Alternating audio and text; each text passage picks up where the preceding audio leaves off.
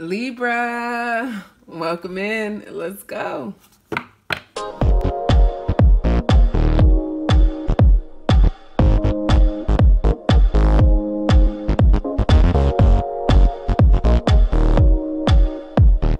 All right, Libra, Sun, Moon, Rising, and Venus signs. Libra, Sun, Moon, Rising, and Venus signs. Welcome into your weekly reading.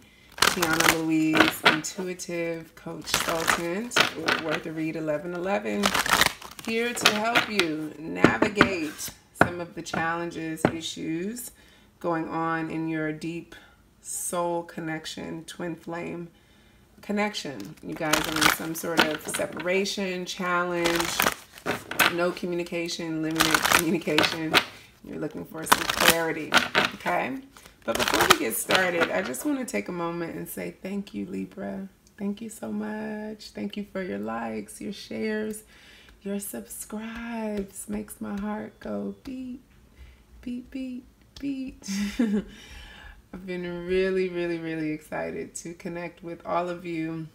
Loving to hear from you, your comments, engaging with you. And thank you to all of you who have booked private readings, doing the live online readings with me.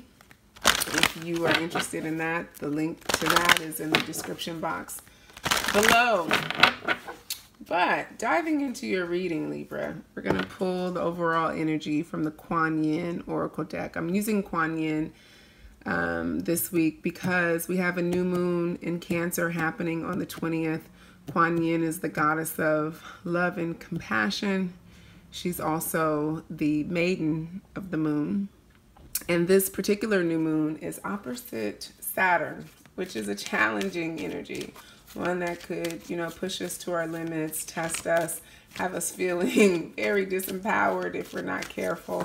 And so I thought it would be good to look at the energy, the overall energy of your connection this week from the perspective of this deck, because it gives the energy, but then it also offers, a higher perspective for you to lean into, which is going to be important for you this week. So I just want to make it easy for you to do that, okay? And then at the end of the reading, Libra, at the very end, I will offer you a message that was intuitively chosen just for you, Libra, from a very worthy resource, a book that I consider worth a read, a book that I know can help you on your journey. Okay, so we'll do that at the end. That will be our story time. And so that's something that I'm adding in as a bonus to all of the readings, okay, going forward. All right. So what does Kuan Yin want to tell you about the overall energy of your connection, Libra? Let's take a look.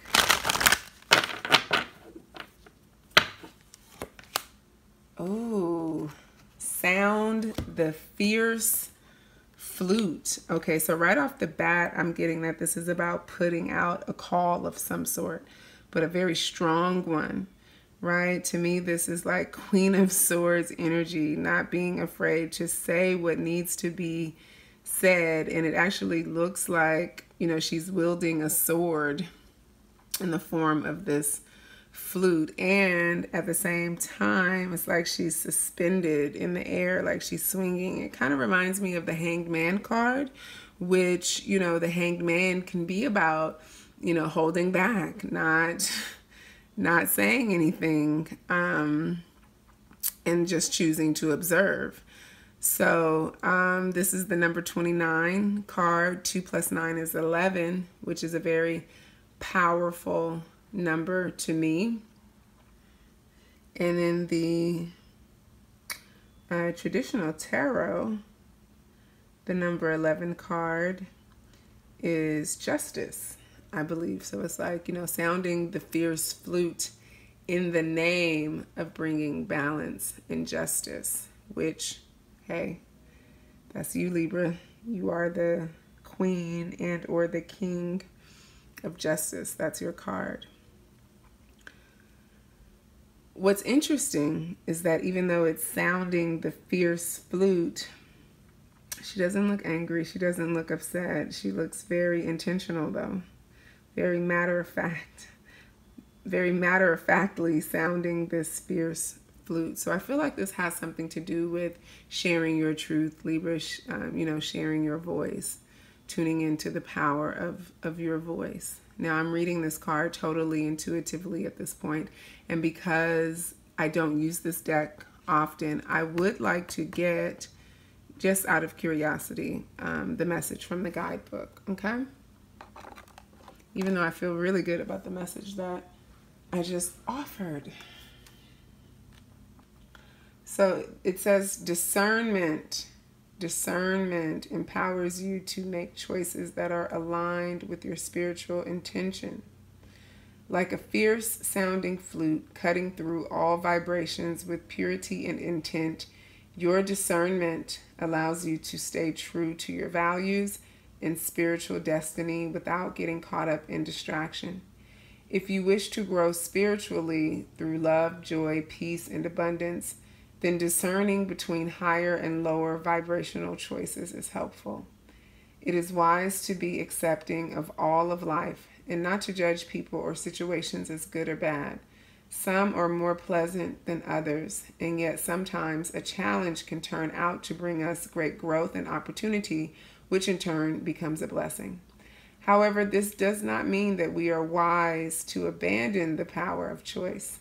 We can use our discernment to be guided on our path to the most joyful, uplifting, and helpful experiences for our soul growth. Discernment is not judgment. It does not render some things better or worse than others. It is the power of selection based on desire or intention. If we intend to grow through joy and adventure rather than fear or suffering, then we can use our discernment to make choices that feel expansive and uplifting rather than constrictive or draining. Very, very interesting. So this is about sounding the flute, the fierce sound of the flute, cutting through any other vibrations, right? And using the flute as an instrument of discernment to shatter any illusions and get to the truth of a matter, right? And it talks about, with truth, there's no nasty surprises later, right? If you're truthful up front, then everything can be dealt with up front, right? You can quickly sort out what's real from what's fake. You can use your inner knowing, voice that to inform your choices as well as inform other people involved in your choices. So this is about your ability to discern what's good, what's not good for you, what works, what doesn't work for you, and what it is that you truly want, like being able to really discern that. It says your discerning powers are growing and you are capable of greatest discernment when you listen to your heart. You let go of fear and shame, which cloud your perception. So not getting caught in the trap of overthinking and indecision, right? And being able to see a situation in your life from your heart rather than from appearances, and being able to discern the truth of that situation in that way, right? Not being afraid to trust your own vision, to trust your own voice. Very, very important. Wow. Love it.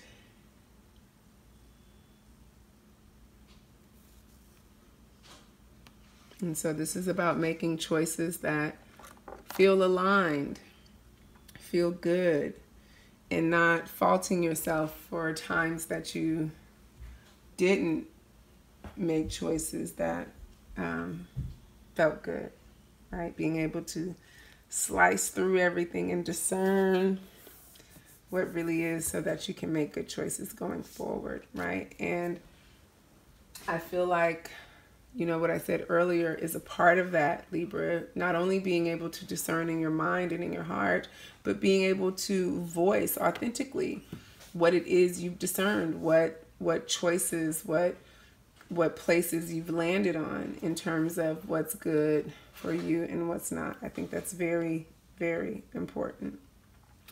So let's clarify this energy? Why is this theme of discernment coming up in the connection at this time?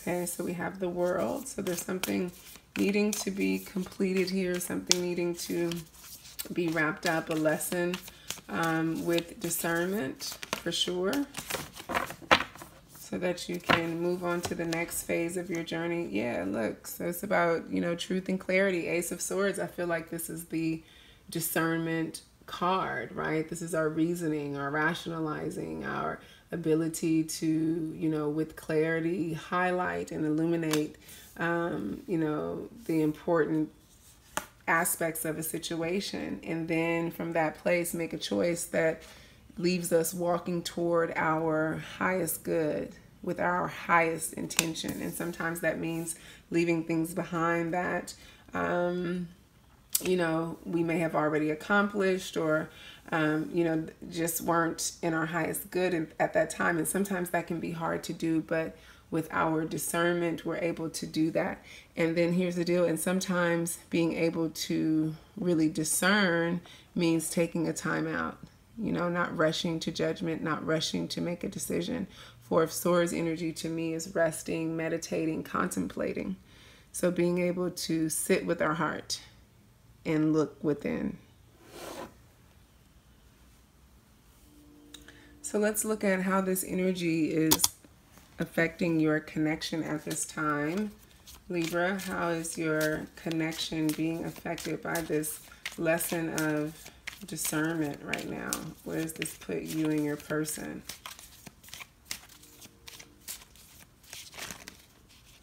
Or where is this putting you and your person? Okay, so we have outcomes. All right, so I feel like both of you are discerning, like, okay, what do I want the outcome to look like? How can we get to resolutions? What's the end game goal here, the result, the conclusion we're trying to reach? And being discerning about that.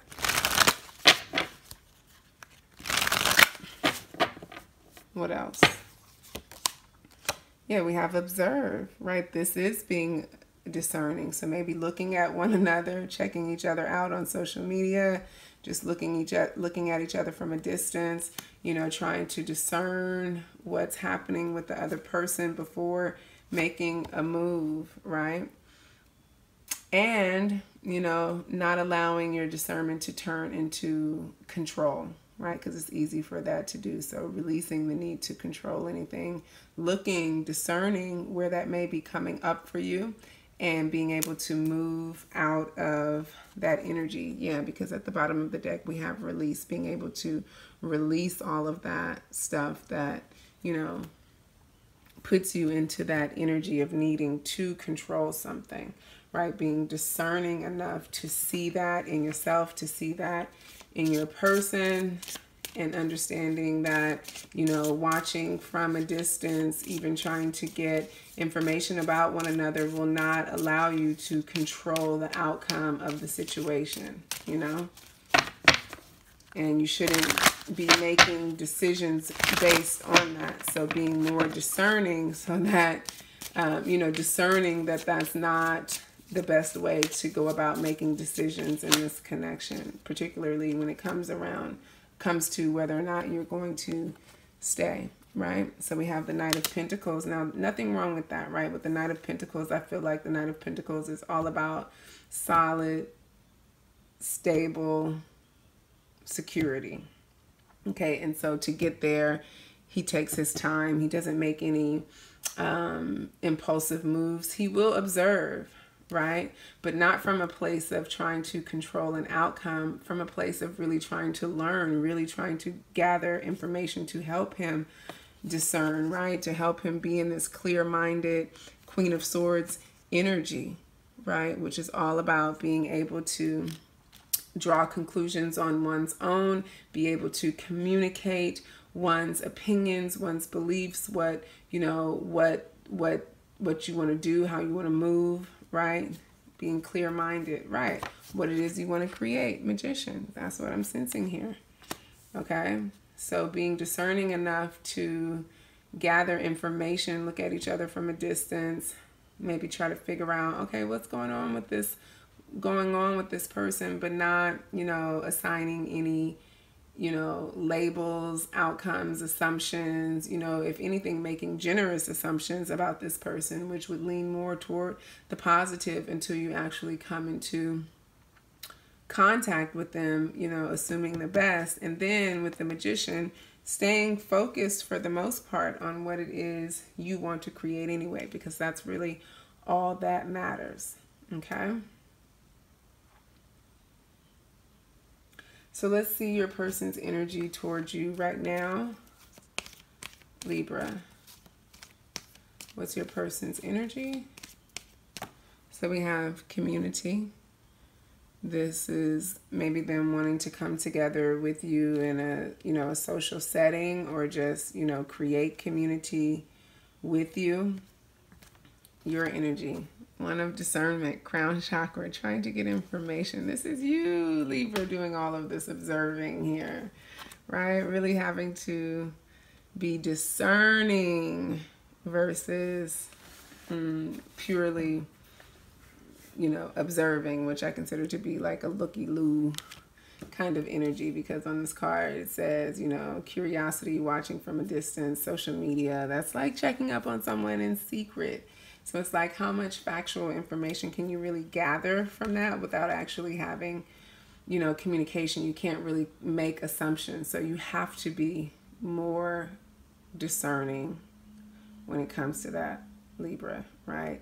And part of that is tuning into the higher wisdom, your higher self, okay? Because people post all kind of stuff on social media that actually means nothing. Sometimes they may intentionally leave clues for you just to throw you off your game, get all up inside of your head, manipulate you. So being discerning enough to notice that. And while you're observing them, they may be observing you. So you guys may be observing each other and both, playing that kind of back and forth game. So all of that, being able to discern all of that and how that plays into how you feel, how you believe, because this control card to me also talks about, it speaks to like the perception, the perspective you've created around this observing you've been doing, right? And the perspective that you've created is part of what helps you feel like you're in control, because it's like, oh, I've drawn a conclusion here, right? You've drawn a conclusion, an outcome, and it's like, not so fast. Okay, you may want to walk away from any kind of conclusion you've come to as a result of observing this person online or through mutual friends or anything like that, because who knows if what they're telling you is the truth. We see their energy, which is, something about community coming together, right? But what does that really mean? And does it match up with what you've been seeing, right? So the need to be discerning here is crucial. So what I want to do, Libra, is jump into the extended reading to flesh out this energy towards you. I'm curious to know a little more about what they're feeling towards you, what the blocks are in the connection, and we'll look at some messages that they want to bring to you at this time. So to get there, you're going to head on over to the description box right down below and click on the extended video link. That'll take you to where you need to go to get the rest of this reading. And before you go, make sure you like this video, subscribe to my channel. Thank you for doing that. And it's story time. So before you go, I want to share this message from the book of the week. The book of the week, Libra, is Braving the Wilderness by Brene Brown. So what I did was meditated on your energy, just like I would for a reading, Libra. Meditated on your energy and asked, what does Libra need to know? What's in this book that Libra needs to know right now? And when I opened to a random page, here it was. We landed on page 92 to 93. And I love that you got the sound of the fierce flute. And at the top of the page, look, Speaking truth to bullshit. Okay? Love that. So, it says, in philosophy, you're either with us or against us. And that's considered a false dichotomy or a false dilemma.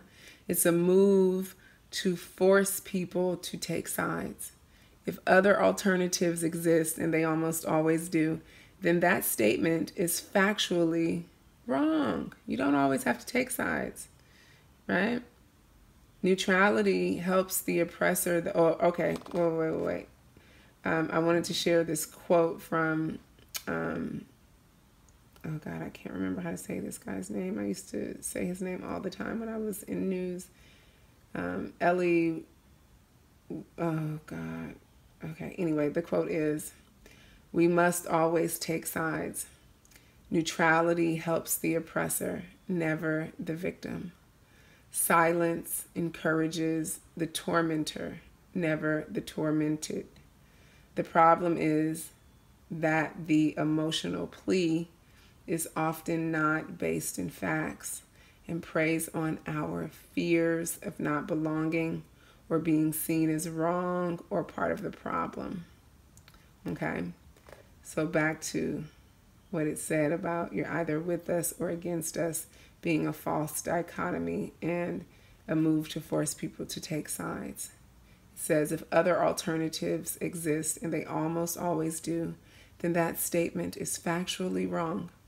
It's turning an emotion-driven approach into weaponized belonging.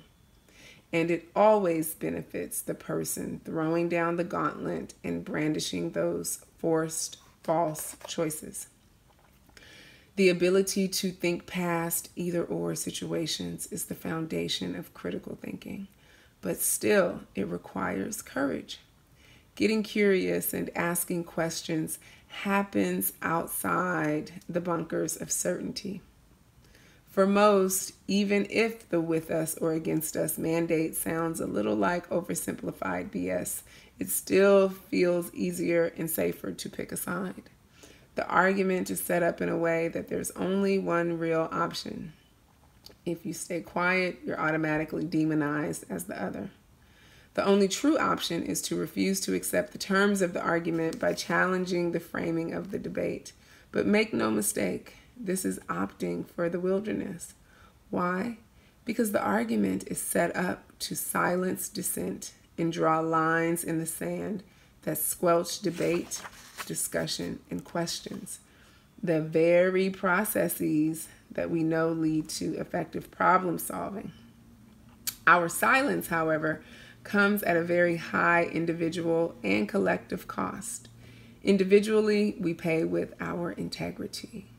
Collectively, we pay with divisiveness, and even worse, we bypass effective problem solving.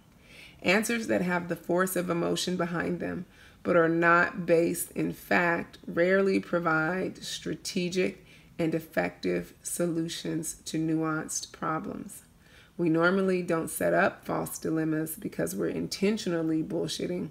We often rely on this device when we're working from a place of fear, acute emotion, and lack of knowledge. Unfortunately, fear, acute emotion, and lack of knowledge also provide the perfect setup for uncivil behavior. This is why the bullshit incivility cycle can become endless. Something to think about in your connections and in life in general. All right, Libra, let's jump on over to the extended. I'll meet you over there. Peace.